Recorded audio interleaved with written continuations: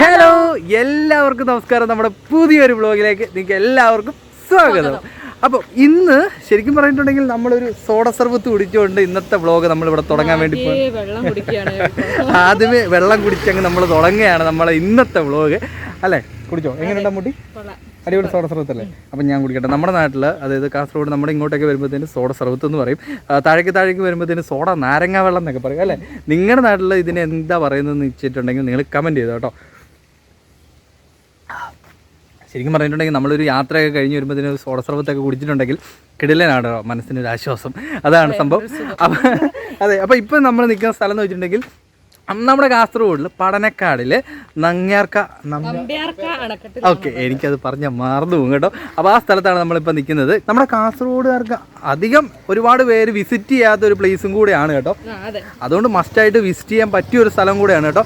നമുക്ക് ഈ ഒരു സ്ഥലം പറഞ്ഞു തന്നത് ഇവിടെ വന്നപ്പോൾ തന്നെ ഇവിടുത്തെ ചേട്ടന്മാരാണ് കേട്ടോ. അതുകൊണ്ട് തന്നെയാണ് നമ്മൾ ഇവിടെ വന്നത്.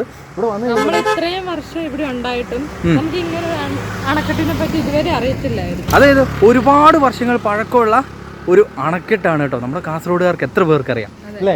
ഓക്കെ, അതുപോലെ തന്നെ ഞങ്ങൾ ഈ അതെ അപ്പോൾ അത് ഞങ്ങൾ ഇന്ന് നിങ്ങൾക്ക് വേണ്ടി ഷെയർ ചെയ്യാൻ വേണ്ടി പോവുകയാണ്. അതുപോലെ തന്നെ ഞങ്ങൾ ഇവിടെ വന്നപ്പോഴത്തേന് ഇവിടെ ഒരുപാട് ചേട്ടന്മാരുണ്ടായിരുന്നു കേട്ടോ.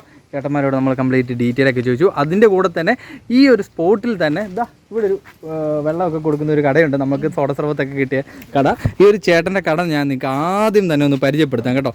അപ്പം ചേട്ടാ, പേരെന്ന് പറയാം ചേട്ടാ? MK വിനോദ് കുമാർ. ഓക്കെ, വിനോദ് കുമാർ ഏട്ടൻ്റെ കടയാണ് കേട്ടോ. അപ്പം ഈ ചേട്ടനെ പറ്റിയിട്ട് കുറച്ച് കഥകളൊക്കെ ഉണ്ട് പറയാൻ കേട്ടോ. അത് ആദ്യം പറഞ്ഞിട്ട് നമുക്ക് ഇവരുടെ സ്റ്റോറി കേട്ടിട്ട് നമുക്ക് നേരെ നമ്മുടെ ഓരോ കാഴ്ചകളിലേക്ക് പോകാം അല്ലേ? അല്ലേ മുട്ടി? ഓക്കെ. അണക്കെട്ടിനടുത്ത് പാവം ഒരാൾ കുറച്ച് തളർന്നിട്ട് നിൽക്കുന്ന ആളാണ്. അയാൾക്ക് ഒരു സൗകര്യമാക്കി കൊടുത്താൽ കുറച്ച് അനുഭവമാണ്. പിന്നെ അയാൾ ഗൾഫിലെല്ലാം പോയിട്ട് നല്ല പൈസ ഉണ്ടാക്കിയത്. പിന്നെ വേറൊന്നുമില്ല, നല്ലൊരു വ്യക്തിയാണ്. അയാൾക്ക് സഹകരണം കൊടുക്കാം. ഓക്കെ, വരുന്നവരെല്ലാവരും വിനോദേട്ടൻ്റെ കടയുണ്ട് കേട്ടോ. അതായത് നമ്മുടെ ഈ ഒരു അണക്കെട്ടിലേക്ക് കയറുന്ന ഒരു ഏരിയയിൽ ഒരു ചെറിയൊരു ബ്രിഡ്ജുണ്ട് കേട്ടോ. ഇവിടെ ചേട്ടന്മാരൊക്കെ ഉണ്ട്. ഇവിടെ ഒരു ചെറിയൊരു കട കേട്ടോ. ഇത് ഇവിടെ എല്ലാവരും കയറിയിട്ട് ചേട്ടനൊക്കെ വെള്ളമൊക്കെ കുടിച്ച് നിങ്ങളെല്ലാവരും ഒന്ന് ഹെൽപ്പ് ചെയ്യുക കേട്ടോ. ഞങ്ങളിവിടെ വന്നപ്പോഴേ ചേട്ടൻ്റെ കടയാണ്. പക്ഷേ ചേട്ടൻ്റെ സുഹൃത്തുക്കളാണോ നിങ്ങൾ? സുഹൃത്തുക്കളും നാട്ടുകാരൊക്കെയാണ്. അപ്പോൾ ഈ ചേട്ടന്മാർ ഞങ്ങൾക്ക് ഒരു നാരങ്ങ വെള്ളം വേണമായിരുന്നു. നാരങ്ങ വെള്ളം പറഞ്ഞുകൊണ്ട് ചേട്ടൻ അടുത്തുള്ള സുഹൃത്ത് ചേട്ടനോട് പറഞ്ഞു. ചേട്ടാ പേരെന്ന് പറയോ? രവി എന്ന് പറഞ്ഞ് ചേട്ടായോട് പറഞ്ഞു. ചേട്ടാ അപ്പത്തേന് തന്നെ എടുത്ത് നമുക്കൊരു സോഡ സർബത്ത് അടിച്ച് തന്നു കേട്ടോ. ശരിക്കും പറഞ്ഞിട്ടുണ്ടെങ്കിൽ ഇവരൊരു സഹകരണം എന്തായാലും ഈ ഒരു ചേട്ടൻ്റെ കൂടെ തന്നെ ഉണ്ട്. ഇയാൾ നല്ല വ്യക്തിയാണ്. പിന്നെ പറശ്ശിനിക്കടവ് അമ്പലത്തിൽ പോയിട്ട് ഇയാൾ പിന്നെ കാല് എഴുതിയിട്ട് വീണിട്ട് അവിടുന്ന് രക്ഷപ്പെട്ടാന്ന് ഇയാള്. ഓഹോ, അങ്ങനെ 1964 ഇനാഗ്രേറ്റ് ചെയ്ത നമ്പ്യാർക്കൽ അണക്കെട്ടിലാണ് ഇപ്പോൾ നമ്മൾ നിൽക്കുന്നത്, നമ്മുടെ കാസർഗോഡിലുള്ളത് കേട്ടോ.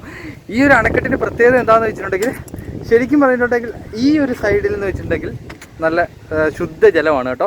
പക്ഷേ ഈ ഒരു സൈഡിൽ നിന്ന് വെച്ചിട്ടുണ്ടെങ്കിൽ ഉപ്പ് വെള്ളമാണ് കേട്ടോ. അതെന്ന് വെച്ചിട്ടുണ്ടെങ്കിൽ അപ്പുറത്തെ കൃഷി ആവശ്യത്തിന് വേണ്ടിയിട്ട് വെള്ളം സെറ്റ് ചെയ്ത് വെച്ചേക്കുന്നതാണ്. ഈ സൈഡിൽ നിന്ന് വെച്ചിട്ടുണ്ടെങ്കിൽ ഈ നമ്മുടെ അല്ലല്ല, അത് ഉപ്പ് വെള്ളം ഈ സൈഡിൽ. ഉപ്പ് വെള്ളം എന്ന് വെച്ചിട്ടുണ്ടെങ്കിൽ ഈ കടലിൽ നിന്ന് വെള്ളം അടിച്ചു കയറുമല്ലോ.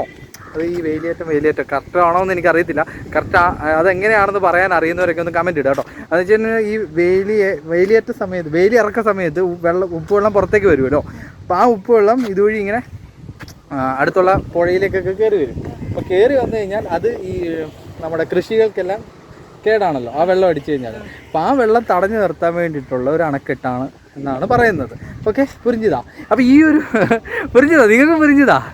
അപ്പോൾ ഇത് പണ്ട് എൻ്റെ ഒരു ഫ്രണ്ട് എന്നോട് പറഞ്ഞു തന്നൊരു കഥയാണ്.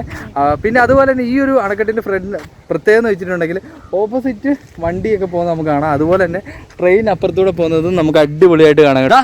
ഈ കാണുന്നതാണ് ഈ ഒരു ഡാമിൻ്റെ ഷട്ടറുകൾ കേട്ടോ. ഷട്ടർ പൊക്കാനും താത്താനും ഉള്ള ഒരു ഏരിയ ആണ് കേട്ടോ. ഇതിപ്പോഴും വെൽ മെയിൻറ്റൈൻഡ് ആണ് കേട്ടോ. ഇപ്പോഴും ഇത് നല്ല രീതിയിൽ, ഇത് അത്രയും വർഷം പഴക്കമുണ്ടെങ്കിലും ഇതവർ മെയിൻറ്റെയിൻ ചെയ്ത് ചിലപ്പോൾ റീകണ്ടീഷൻ ചെയ്തിട്ടുണ്ടാവാം. എങ്കിലും നല്ല രീതിയിൽ മെയിൻറ്റെയിൻ ചെയ്ത് എല്ലാം നല്ല വൃത്തിക്ക് സെറ്റായിട്ട് വെച്ചിട്ടുണ്ട് കേട്ടോ. അപ്പോൾ ഇത്രയും ഷട്ടറുകളാണ് ഉള്ളത്. ഇത്രയും ഷട്ടറുകൾ തുറക്കാനും അടയ്ക്കാനും ഉള്ള ഓരോ ഇത് മോട്ടറാണോ എന്ന് എനിക്കറിയത്തില്ല. മോട്ടർ ആയിരിക്കാം. അതിനുള്ള സെറ്റപ്പ് സാധനമാണ് കേട്ടോ. അമ്മൂട്ടി, നീ ഇതുവഴി വരുന്നുണ്ടോ? അവിടെ നിന്നോ കേട്ടോ. അമ്മൂട്ടിക്ക് പേടിയാണ്. അപ്പം ഇവരിതാ ഇങ്ങോട്ടേക്ക് ഈ നമ്മുടെ ഈ പുഴയുടെ ഇതുവഴി പോകാൻ വേണ്ടിയിട്ട് ഒരു സംഭവമൊക്കെ ഇട്ടിട്ടുണ്ട് കേട്ടോ, കവുങ്ങും വെച്ചിട്ട്. എന്തിനാന്ന് വെച്ചിട്ടുണ്ടെങ്കിൽ നീ എവിടെ പോവാ, അവിടെ നിൽക്കി വീഴല്ലേ. അപ്പോൾ ഇതെന്തിനാന്ന് വെച്ചിട്ടുണ്ടെങ്കിൽ ശരിക്കും പറഞ്ഞിട്ടുണ്ടെങ്കിൽ ഈ മീൻ പിടിക്കാൻ വേണ്ടിയിട്ട് ഇറങ്ങാൻ വേണ്ടിയിട്ടൊക്കെ ആയിരിക്കും കേട്ടോ. അതെ, വെള്ളം ഇങ്ങനെ തൊട്ടില്ലെന്ന് പറഞ്ഞ് എൻ്റെ കാലിൻ്റെ ഇവിടെ ഉണ്ട് കേട്ടോ. പിന്നെ അതുപോലെ തന്നെ ഇതാ ഇവിടെ ഒരു കൊട്ടവഞ്ചി പോലത്തെ ഒരു സംഭവമൊക്കെ വെച്ചിട്ടുണ്ട്. ഞാൻ ഇതുവഴി പോകുമ്പോഴത്തേനും ശ്രദ്ധിക്കണം കേട്ടോ.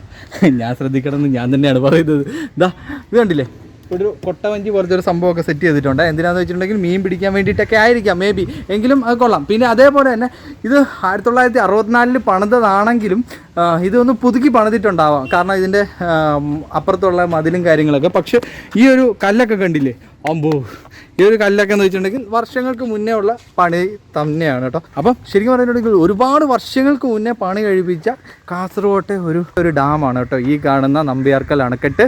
ഈ കാണുന്നതാണ് ഈ ഒരു ഡാമിൻ്റെ ഫ്രണ്ട് വശം കേട്ടോ. ഇതിൻ്റെ വേറെ പ്രത്യേകത എന്താണെന്ന് നമ്മൂട്ടിക്ക് പറയാൻ പറ്റുമോ?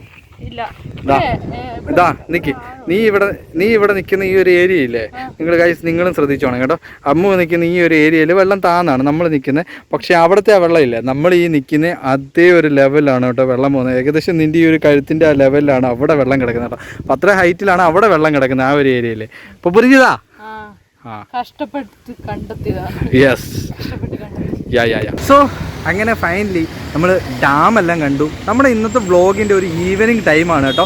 ഇന്നത്തെ ഒരു ദിവസം നമ്മൾ വീഡിയോയ്ക്ക് ഇറങ്ങിയിട്ടുണ്ടെങ്കിൽ നമ്മൾ ഒരു നൈറ്റൊക്കെ ആകുമ്പോഴാണ് നമ്മൾ വീട്ടിലെത്തുന്നത്. അപ്പോൾ ശരിക്കും പറഞ്ഞിട്ടുണ്ടെങ്കിൽ ഈവനിങ്ങിൽ നമുക്കൊരു ചായ കൂടി മസ്റ്റാണ് കേട്ടോ. നമ്മൾ വീഡിയോ എടുക്കാൻ വേണ്ടി പോയിട്ടുണ്ടെങ്കിൽ എപ്പോഴും ചായയാണ് മസ്റ്റ്. അപ്പോൾ നമ്മൾ ചായ കുടിക്കാൻ വേണ്ടിയിട്ട് ഇപ്പം നിർത്തിയേക്കാണല്ലേ. എപ്പോഴും നമ്മുടെ വീട്ടിലേക്ക് പോകുമ്പോഴത്തേനും നമ്മൾ ഈ ഒരു ഏരിയയിൽ നമ്മുടെ കാഞ്ഞങ്ങാട് മാവുങ്കാൽ എന്ന് പറയുന്ന സ്ഥലത്ത് വന്നിട്ട് ചായ എല്ലാം കുടിച്ചിട്ട് നമ്മൾ നേരെ വീട്ടിലേക്ക് പോകത്തുള്ളൂ കേട്ടോ. അങ്ങനെ ഞങ്ങൾ ചായ കുടിയൊക്കെ കഴിഞ്ഞ് നമ്മുടെ സ്വന്തം നാട്ടിലെത്തി കേട്ടോ. സത്യം, സമയം 5 മണി. 5 മണിയായി. ഒരു ദിവസം അങ്ങനെ അവസാനിച്ചു ഞങ്ങളുടെ ഒരു ദിവസം അങ്ങനെ അവസാനിച്ചു. അതെ, നമ്മുടെ ഒരു വ്ളോഗിങ് ലൈഫിൽ ഒരു ഡേ ഇന്നിവിടെ അവസാനിച്ചിരിക്കുകയാണ് അല്ലേ. നിങ്ങൾക്കൊരു കാര്യം അറിയാം, നമ്മൾ ഒരു ദിവസം ഒരു വീഡിയോ എടുക്കാൻ വേണ്ടി പോയിട്ട് നമ്മൾ തിരിച്ചു വരുമ്പോഴത്തേനും ഒരുപാട് എക്സ്പീരിയൻസ് ആണ് കേട്ടോ. ഓരോ എക്സ്പീരിയൻസും ഓരോ അബദ്ധങ്ങളും എന്നും ഉണ്ടാവും. അത് ഒരു മെമ്മറീസും കൂടിയാണ് കേട്ടോ. വീണ്ടും നമ്മൾ അവിടേക്ക് എത്തുമ്പോഴാണ് നമ്മൾ ഇതൊക്കെ ഓർമ്മ വരുന്നത് അല്ലേ. ഒരുപാട് സംഭവങ്ങൾ ശരിക്കും ചിലപ്പോൾ ഭയങ്കര മണ്ടത്തരങ്ങളൊക്കെ കാട്ടിക്കൂട്ടിയിട്ടുണ്ടാവും, ചിലപ്പോൾ വിഷമം ഉണ്ടാകുന്ന സംഭവങ്ങളൊക്കെ ഉണ്ടാവും അല്ലേ. എനിവേ ഇന്നത്തെ ഈ ഒരു ഡാം ശരിക്കും പറഞ്ഞിട്ടുണ്ടെങ്കിൽ നമ്മൾ പ്ലാൻ ചെയ്തേ അല്ല കേട്ടോ. ഇന്നത്തെ വീഡിയോയിൽ നമ്മൾ അവിടെ ചെന്നപ്പോഴത്തേന് നമ്മൾ രാവിലെ വീഡിയോ എടുക്കാൻ വേണ്ടിയിട്ട് ഓരോ സ്ഥലങ്ങളിൽ എത്തിയപ്പോഴത്തേന് അവിടുത്തെ ചേട്ടന്മാരാണ് നമുക്ക് പറഞ്ഞത്. ഓരോ സ്ഥലത്തെത്തുമ്പോഴേക്കോ ചിലപ്പം അവിടെ നിന്ന് നമ്മൾ അങ്ങനെ ഒരു പ്ലാനും കൊണ്ടായിരിക്കില്ല പോകുന്നത്. അവിടെ ചെല്ലുമ്പോഴേക്കും അവർ ഓരോന്ന് പറയുമ്പോഴേക്കും നമ്മൾ ആ സ്ഥലത്തേക്ക് എത്തിപ്പെടുകയാണ് ചെയ്യുന്നത്. നിങ്ങളെയും കൂടെ കാണിച്ചു തരാന്നുള്ള ഒരു എത്തിപ്പെട്ടിട്ടാണ് പിന്നെ നമ്മൾ അവന്റെ ഡീറ്റെയിൽ ഒക്കെ എടുത്തിട്ട് നിങ്ങളോട് സംസാരിക്കുന്നത്. അതുകൊണ്ട് ചിലപ്പോൾ ഇതൊരു ഒരിക്കലും ഒരു പ്രിപ്പയർ ചെയ്തിട്ടല്ല കേട്ടോ വ്ലോഗ് ചെയ്യാൻ പോകുന്നത്. അത് സത്യം.